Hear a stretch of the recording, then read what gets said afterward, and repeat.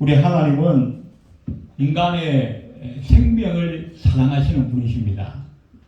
그래서 우리가 구약의 율법에 보면 사람의 생명을 취하거나 사람의 피를 흘린 자는 반드시 보응을 받는 것이 하나님의 율법이요 규례였습니다. 그래서 우리 지금도 어떤 그리스도인들 가운데는 어제 우리 그 식당에 가서 선지국 먹었잖아요. 이 선지를 먹으면 안 된다라고 말씀하시는 그리스도인들이 간혹 있습니다. 왜냐하면 그 선지는 그 짐승의 피를 응고시켜서 만든 음식이지 않습니까? 그리스도인들은 하나님의 그 규례에 따라서 사람이든 짐승이든 그 피를 먹어서는 안 된다. 이렇게 얘기하시는 분들도 더러 있습니다. 물론 그것이 꼭 성경적인 견해라고 할 수는 없지만 우리가 성경을 여러 군데 자세히 보다 보면 하나님은 우리의 생명을 너무너무 사랑하시는 분이시라는 것입니다. 그래서 사람이 다른 사람을 해치거나 다른 사람을 죽이거나 다른 사람의 피를 흘렸을 때는 반드시 보응을 받아야 된다라고 말씀하고 있습니다. 그런데 여기에 예외가 되는 규정이 있다는 것입니다. 사람이 다른 사람의 피를 흘리면 다른 사람이 다른 사람의 생명을 해하면 반드시 심판을 받아야 되고 보응을 받아야 되는데 거기에 예외가 있다는 것입니다. 그 예외의 규정을 오늘 성경은 도피성이라 그렇게 말씀을 하고 있습니다. 이제 이스라엘 백성들이 우리가 여호수아를 그동안 주일마다 계속 지금 살펴보고 있는데 1장부터 12장까지는 이스라엘 백성들과 또 이 모세를 이은 여호수아가 가나안 땅에 들어가서 계속 정복 전쟁을 합니다. 이 성도 무너뜨리고 저 성도 무너뜨리고 우리가 잘 아는 여리고 성도 무너뜨렸고 아이 성도 무너뜨렸고 그 다음에 가나안의 남부 연합군을 먼저 상대해서 물리치고 그 다음에는 또 북부에 있는 연합군들과도 싸워서 이기고 다 하나님의 능력으로 이겼습니다. 그거 하는 데만 7년이 걸렸어요. 이제 많은 시간과 많은 노력들이 거기에 들어갔습니다. 그리고 나서는 이제 이 이스라엘 12지파가 그 가나안 땅에서 자기들이 앞으로 계속 싸워서 이기고 그 가나안 족속을 이제 쫓아내고 살아야 될 그 땅을 분배를 하게 됩니다. 이 지파는 어디부터 어디까지, 또 유다 지파는 어디부터 어디까지, 또 길앗 지파는 어디부터 어디까지 계속 모든 12지파가 이제 땅을 이제 분배를 하는데 그게 19장까지 이렇게 계속 나와 있습니다. 그리고 오늘 20장이 됩니다. 이제 가나안 정복 전쟁도 다 마쳤고 땅도 다 이제 분배해서 나눠 가졌고 이제 좀 쉴만하다 싶었는데 하나님이 이 여호수아를 부르셔서 새로운 명령을 내리십니다. 그 명령이 뭐냐? 요단강을 중심으로 해서 동편과 서편에 각각 3개씩 그러니까 전부 합치면 6개의 도피성을 선정하라 라고 말씀하십니다. 도피성을 왜 선정하는가? 아까 우리가 9절에도 읽었고 오늘 본문 3절에도 보면 부지 중에 실수로 사람을 죽인 자를 그리로 도망하게 하라. 이는 너희를 위해 피의 보복자를 피할 곳이니라 라고 말씀합니다. 하나님께서 모세에게 주셨던 그 구약의 율법에 보면 사람의 생명을 너무 하나님께서 귀하게 여기고 소중하게 여기시기 때문에 한 사람이 다른 사람의 생명을 해하거나 피를 흘리면 반드시 보응을 받아야 된다라고 아까 말씀드렸죠. 그것이 하나님의 계명입니다. 그런데 그냥 무작정 보응하는 것이 아니라 예를 들어서 김씨 가문의 한 사람과 박씨 가문의 한 사람이 서로 다투다가 박씨 가문의 사람이 김씨 가문의 사람을 쳐서 죽이게 되면 그 죽인 사람의 가정에 아니면 그 가문의 대표를 한 사람 정하는 거예요. 그래서 이 대표와 이 사람을 죽인 범죄자가 같이 재판정에 가서 재판을 받는 겁니다. 근데 그 재판은 지금 우리 시대처럼 이게 법원에 가서 재판을 받는 것이 아니라 그 동네에 장로들이 모여가지고 나이 많은 어른들이 모여가지고 그 어른들이 전부 지켜보는 앞에서 이 사람이 정말로 잘못했는가, 이 사람이 왜 잘못했는가, 그리고 이 사람이 이렇게 했을 경우에 형벌은 어떻게 내리는 것이 마땅한가, 이런 것들을 전부 조사를 하는 거예요. 그리고 그 결과로 이 사람은 다른 사람을 죽였으니까 벌을 받는 것이 마땅하다라고 판결이 나오면 이 자기 집안에 피해를 입은 사람 그 가문에서 아니면 그 가족들 중에서 대표자를 세워서 이 대표자가 이 사람을 처벌하도록 그렇게 됩니다. 그런데 이 대표자로 세워지는 사람, 이 피해를 입은 가문과 그 가족의 대표자로 세워지는 사람이 피해 보복자라 그렇게 불렀어요. 피해 보복자. 복수를 하는데 공식적으로 합법적으로 인정받은 복수자라는 것입니다. 자, 그런데 우리가 살다 보면 하나님께서는 물론 생명을 사랑하시고 그 생명을 해치는 자는 반드시 보응을 받는 것이 하나님의 뜻이지만 우리가 나도 모르는 사이에 사고가 일어나는 경우들이 있다는 것입니다. 우리가 예전에 보통 뉴스 같은 데 보면 산에 사냥하러 갔다가 괜히 엉뚱한 사람을 이렇게 쏘아서 죽이게 되는 경우도 있죠. 또 그 전에 제가 어릴 적에 들은 옛날 이야기에 의하면 도끼 들고 산에 나무하러 갔는데 그 도끼자루가 쭉 빠져가지고 다른 사람 머리를 쳐서 죽었다, 이런 이야기를 들은 적도 있어요. 그런 경우는 어떻습니까? 그 사람을 일부러 죽이려고 죽인 것이 아니에요. 나도 모르는 사이에 실수로 사람을 죽이게 되었다는 것입니다. 이런 경우에 한해서 예외를 두었다는 것이 오늘 본문의 중요한 내용입니다.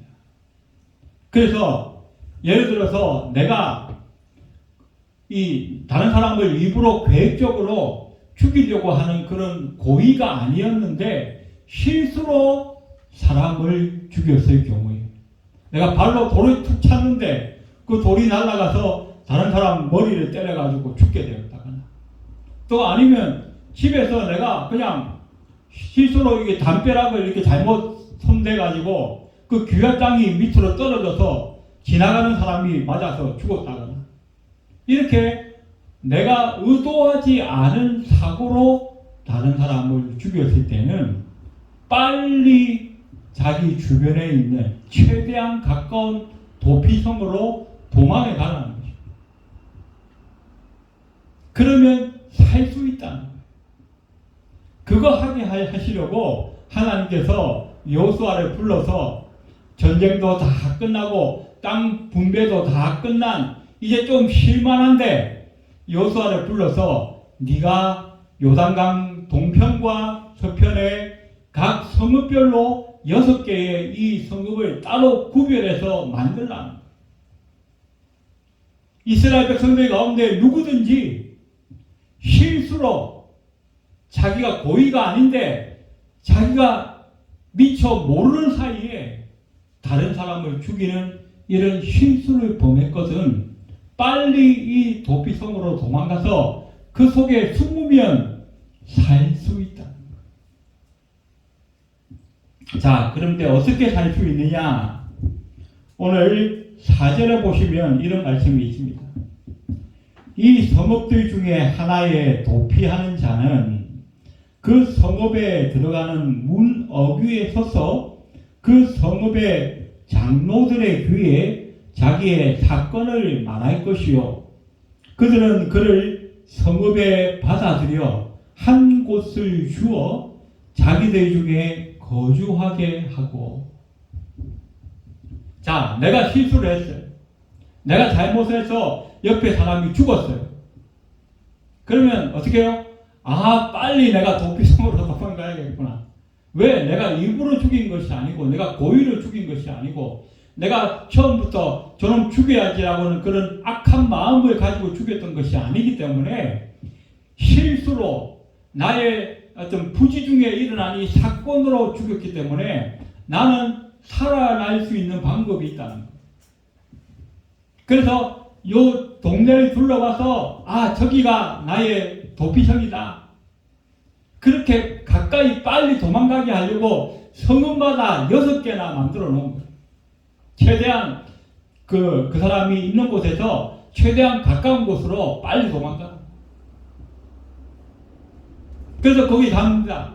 그러면 그 성이니까 앞에 성문이 있지 않겠습니까?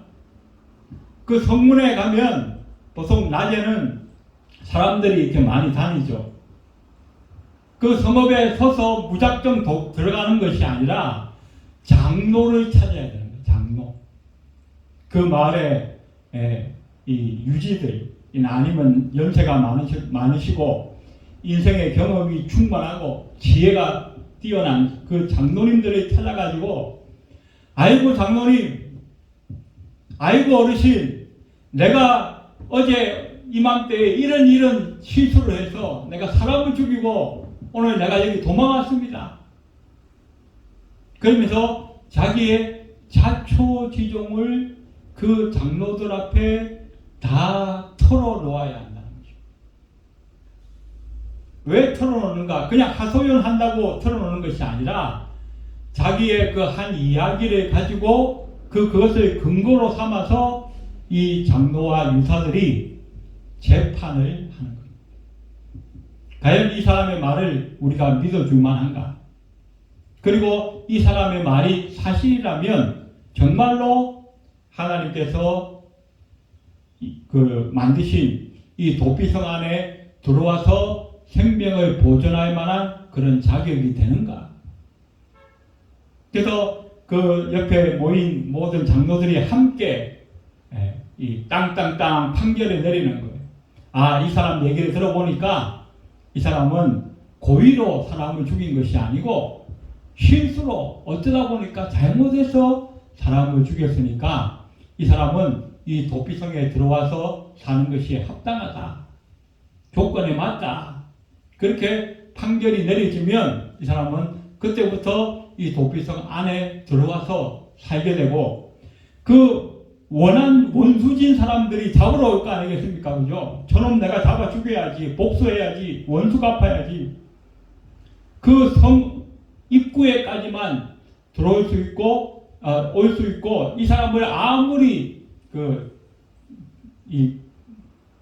내가 저놈 잡아 죽여야 되니까 저 사람을 끌어내 주시오, 이렇게 얘기해도 이 장로들이 허락하지 않는다는 거예요. 그래서 내가 실수로 부지 중에 사람을 죽였을 경우에, 그런 경우에는 이 도피성에 들어가서 그 장로의 심판을 받게 되면, 판결을 받게 되면 이 사람은 그 도피성 안에서 나머지 생명을 부지하면서 살아갈 수 있다.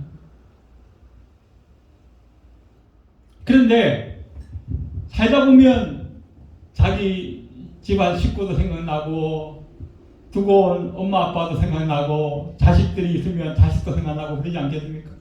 아이고, 빨리 집에 돌아가고 싶은데 어느 새에 내가 여기를 탈출할 수 있을까? 벗어날 수 있을까?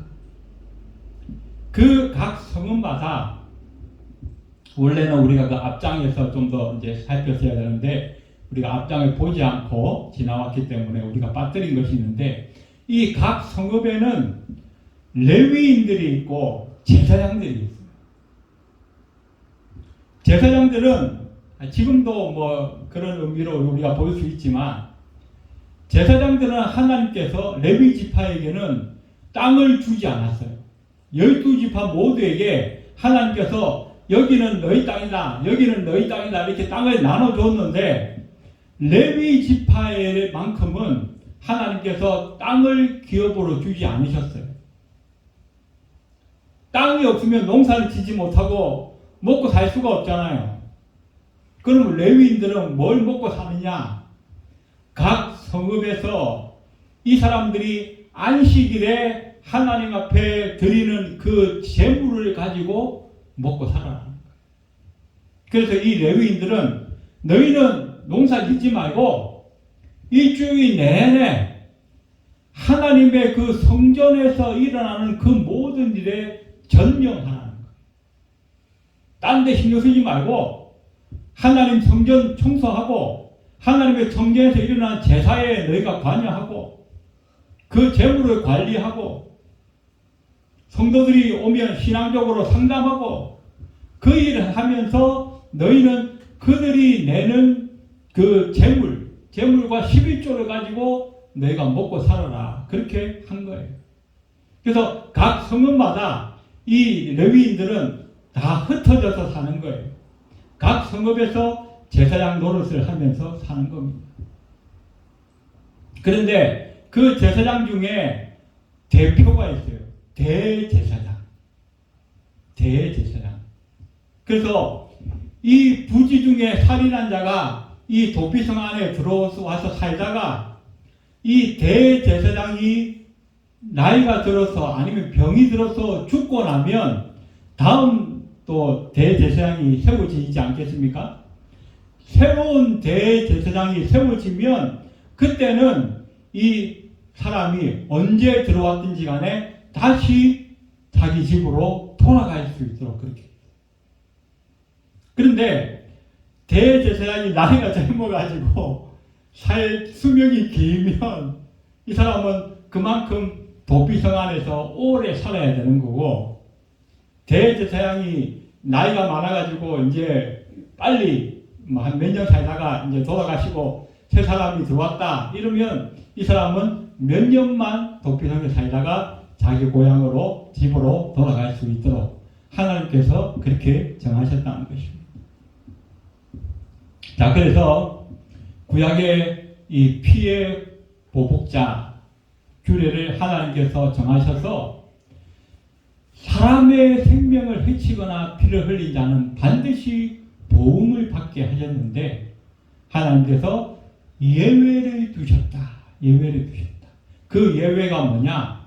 내가 고의로 사람을 죽인 것이 아니라, 원한을 가지고 사람을 죽인 것이 아니라 내가 실수로 사람을 죽였을 경우에는 도피성에 빨리 도망가서 그 장로들 앞에 자기의 자초지종을 이야기하고 재판을 받으면 그 사람이 정말 내가 고의로 죽인 것이 아니고 실수로 죽인 것이 판정이 되면 그 도피성에서 자기의 생명을 부지하며 살아갈 수가 있다. 그러다가 그 도피성의 대제사장이 바뀌게 되면 이 사람은 다시 자기의 고향으로, 자기의 가족에게로 돌아갈 수 있게 하는 것, 그것이 바로 도피성의 제도다라고 성경은 말씀하고 있습니다. 자, 그러면 이제 결론의 말씀을 드립니다. 오늘 이 21세기에 이 구약에 쓰여졌던 이 도피성이 우리와는 무슨 상관이 있는가? 오늘 우리와 무슨 상관이 있는가 하는 거겠죠. 상관이 없으면 우리가 성경을 듣고 뭐 설교하고 이렇게 말씀을 알아도 아무 의미가 없잖아요. 나하고 무슨 상관이 있어야 의미가 있는 거죠. 그것을 오늘 지금부터 잠깐 말씀을 드리려고 합니다. 이 도피성은 하나님께서 모든 인간을 사랑하신다는 것을 우리에게 알려주고 있습니다. 하나님은 근본적으로 사랑이세요. 그렇기 때문에 우리 인간을 너무 하나님께서 사랑하셔서 사람을 죽인 것은 엄벌을 받아야 되지만 실수로 사람을 죽인 그 사람까지도 심판해서는 안 된다라고 말씀하고 계시다는 것입니다. 우리가 다시 세상 살다 보면 다른 사람이 나한테 욕하면 우리는 어떻게 해요? 주먹으로 한 대 때려주고 싶어요. 다른 사람이 손으로 치면 우리는 발로 걷어차버리고 싶어요. 왜? 우리 인간의 본성이 악하기 때문에 복수하고 싶은 마음이 있다는 겁니다. 복수하고 싶은 마음. 그런데 하나님은 그것을 하지 말라는 거예요. 네가 복수함으로써 처음에는 내가 뺨을 맞으면 가해자 한 사람, 피해자 한 사람 이렇게 되는 거 아닙니까? 때린 사람은 가해자가 되는 거고 맞은 사람은 피해자가 되는 거죠. 그런데 어떻게 해요? 내가 막 속에서 막 복수심이 일어나가지고 나도 그놈을 또 팍 때려줬어요. 그러면 이제 어떻게 돼요? 둘 다 가해자면서 둘 다 피해자가 되는 거예요. 그러면 결국 어떻게 해요? 너도 죽고 나도 죽고. 하나님은 그걸 원하지 않으신다. 네가 피해자가 됐다 할지라도 그 복수심 때문에 네가 또 다른 피해자를 만들지는 말라는 거예요. 그러면 아이고 하나님 난 너무 억울한데요. 저 나쁜 놈이 내 뺨을 때렸는데 저 나쁜 놈이 나를 이렇게 죽기까지 만들었는데 그냥 참고 있으려면 나는 너무 억울하지 않습니까? 그래서 성경은 뭐라 그럽니까? 너의 원수 갚음을 하나님께 맡기라. 하나님께 맡기라. 보복하고 복수하고 원수 갚는 것은 너희에게 속한 일이 아니라 하나님께 속한 일이라 믿고 하나님께 맡기라는 거예요. 그것을 위해서 하나님은 어떻게 해요? 도피성을 만드셨다. 만약 우리가 그렇게 하지 않으면요, 이 세상이 모두 가해자가 되는 거예요.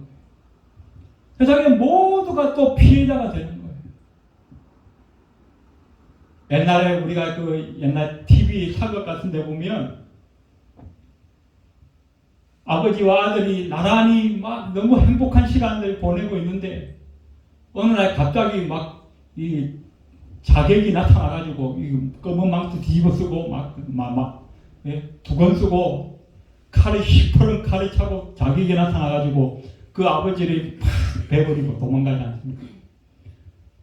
그럼 그 아들이 어릴 적에는 막 피눈물을 흘리면서 숨어가지고 막 지내다가 내가 저 아버지의 원수를 갚아야지 그러면서 그때부터 어디 갑니까? 산 높은 데 올라가가지고 이게 무예에 뛰어난 고승을 찾아갑니다. 그래서 아이고 스승님 사부님 나에게도 무예를 가르쳐 주십시오. 그래가지고 막 처음에 물 깃는 것부터 해가지고 쌩 고생 난리 치다가 어느 날 자기도 이제 아주 멋진 고수가 돼가지고 그때부터 새 인생 사는 게 아니라 그때부터 어떻게 해요? 원수 갚는 인생을 평생 살아가요. 그러면 또 그 원수 갚은 그 아버지의 그 자식이 또 새롭게 또 원수를 갚으려고 또 어릴 적부터 또 산에 올라가서 또 고승 앞에 또 뭐 무예를 배운다고 난리치고 계속 원수 갚고 원수 갚고 원수 갚고 원수 갚다가 그냥 다 끝나요. 그게 세상의 논리입니다. 그러나 하나님은 그거 끊어내라는 거예요. 그거 하지 말라는 거예요. 내가 네 원수 갚아줄 테니까 너는 이제 그 복수심으로부터 자유하며 살아. 자유하며 살아. 내려놓고 살아. 두 번째로 오늘 우리가 더 중요한 결론이 있는데 오늘 이 도피성은 바로 우리가 믿는 예수님을 상징하고 있다는 것입니다. 모든 사람은 다 죄인입니다. 그런데 하나님께서 피할 길을 예비하셨습니다.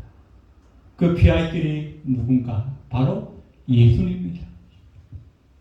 누구든지 무슨 죄를 지었든지 어떤 죄를 지었든지 예수님에게 도망가면 다 용서해 주시고 다 사함받고 예수님 안에만 들어가면 거기에는 모든 것이 충족되어질 수 있는 하나님이 영원한 도피성을 우리에게 예비해 놓으셨다는 것입니다. 그러면서 우리를 부르시는 거예요. 우리 주님께서 세상에 계실 때 뭐라고 그랬어요? 수고하고 무거운 짐진 자들아 다 내게로 오라.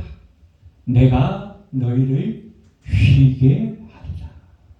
그 수고하고 무거운 짐이 결국 뭡니까? 죄짐이에요. 죄짐. 그 죄 때문에 우리가 눈물을 흘리는 거고 그 죄 때문에 우리가 가슴앓이 하는 거고 그 죄 때문에 결국 우리가 서로 복수심도 생기는 거고 원한도 생기는 거고 그 원한을 갚지 못해서 맨날 며칠을 밤에 잠을 자지 못하고 일을 갈고 그러지 않습니까? 그 모든 것이 뭐예요? 다 죄 때문에 생기는 거예요. 그런데 우리 주님께서 그 죄짐을 내려놓으라는 거예요. 누구에게 와서 예수님에게 와서 그 죄짐을 내려놓으면 너희는 평안할 것이요 너희는 자유할 것이요 너희 눈물은 사라질 것이고 원한과 복수심도 다 사라질 거라고 주님께서 말씀하고 계십니다. 그것이 오늘 우리가 지금부터 3,500년 전에 하나님께서 여호수아에게 명령하신 그 도피성을 우리가 공부해야 하는 이유라는 것입니다. 이제 말씀을 정리하겠습니다. 우리 하나님은 사람의 생명을 너무 사랑하셔서 생명을 죽인 자는 반드시 보응을 받도록 하셨는데 예외 규정이 있었다는 것. 내가 실수로 내가 부지 중에 사람을 죽인 것은 하나님께서 피할 길을 내시고 그 도피성 안에 들어가서 살 수 있도록 길을 허락해 주셨다는 것.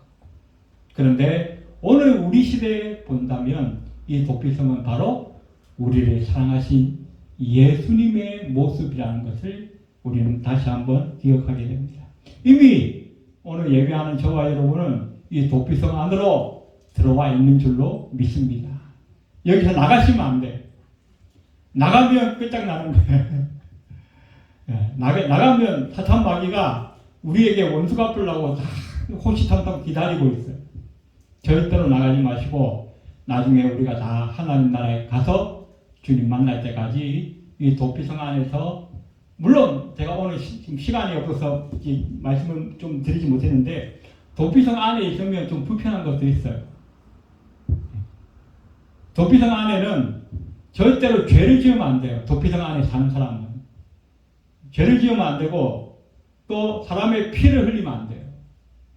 그리고 그 도피성에 살다가 다른 사람들이 이렇게 또 부지 중에 이렇게 살인하고 도망오는 사람이 있잖아요. 그런 사람들하고는 같이 살아야 돼요. 때로는 자기 집을 내줘야 될 수도 있어요. 자기 집에 방을 하나 내줘야 될 수도 있어요. 그런 불편함들이 있어요. 우리 예수 믿는 것도 좀 불편하긴 해요. 그죠? 담배도 끊어야 되고, 술도 마시면 안 되고, 놀러 다닐 때도 다 이렇게 좀 주의해야 되고, 주의날은 절대로 어디 가면 안 되고, 이런 것들이 불편하지요. 그러나 그 불편함은 우리가 이 도피성 안에서 누리는 행복에 비하면 아무것도 아니에요. 그렇기 때문에 어떻게 해요? 그것보다 10,000배, 10,000,000배 더 좋은 행복이 있기 때문에 우리는 그 불편함을 조금 감수하면서라도 이 도피성 안에 살만한 가치가 있는 거죠. 그 가치를 우리가 잘 누리면서 우리 남은 생에 하나님 앞에 늘 감사할 수 있는 저와 여러분이 다 되시기를 주의 이름으로 축원드립니다. 기도드리겠습니다. 고마우신 하나님, 오늘 우리가 여호수아 20장에 나와 있는 도피성에 대해서 살펴보았습니다. 하나님께서 우리 인간의 생명을 너무나 사랑하셔서 주신 귀한 계명인 줄로 믿습니다. 그러나 하나님 궁극적으로 이 도피성은 우리가 믿는 예수님을 상징하고 우리는 예수 안에서 충만한 기쁨과 행복을 누리게 하신 줄로 믿습니다. 그 사실 앞에 우리가 날마다 감사하게 하시고 날마다 영광 돌리게 하시고 우리 남은 생에 절대로 이 도피성을 나가지 않고 이 도피성 안에서 주께서 주시는 풍성함을 누리며 행복하게 살아갈 수 있도록 하나님 역사하여 주시옵소서. 예배를 마치고 돌아가는 발걸음 위에도 함께하여 주시옵소서. 예수님의 이름으로 간절히 기도드리옵나이다. 아멘.